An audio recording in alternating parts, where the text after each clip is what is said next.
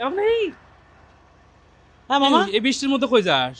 ও মামা ছেড়ে দেওয়ার সময় নেই, অফার দিছে অফার। কিসের অফার? কি অফার? ওরে মানে ওই বিদেশ যাওয়ার অফার। বাপরে, বিদেশ যাওয়ার অফার কই? আরে হঠাৎ করে মনে করো যে অনেকদিন ধরে চিন্তা করতেছি বিদেশ যাবো হয় না তো একটা। মানে ঘুরবে যাওয়ার কথা তো হ্যাঁ। অনেকদিন আগে, আমাকে নিয়ে যাওয়ার কথা ছিল তো।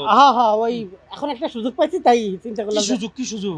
আরে কদিন ধরে শুনতেছো না হুম। যে এই দল করলে পাকিস্তান, ওই দল করলে আফগানিস্তান। তা আমি চিন্তা করতেছি যে কোন দল করলে পাকিস্তান যাওয়া যাবে বা আফগানিস্তান যাওয়া যাবে সেই দলে যোগ দেবো, দিলে পাঠাই দেবে, এরকম অফার লেখি দিচ্ছে।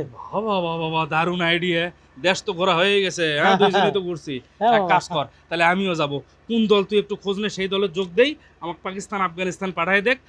এরপরে তো নানান অফার, যেহেতু পাকিস্তান আফগানিস্তানের অফার আসছে, এরপরে আমেরিকা, লন্ডন, ইউকে নানান জাতের অফার চলে আসবে, তখন সেগুলোতে যাবে। চল আমিও যাব। আরে তুমি কই যাবা? আমি আগে ঘুরে আসি তারপর তুমি। না না, একসাথে যাব।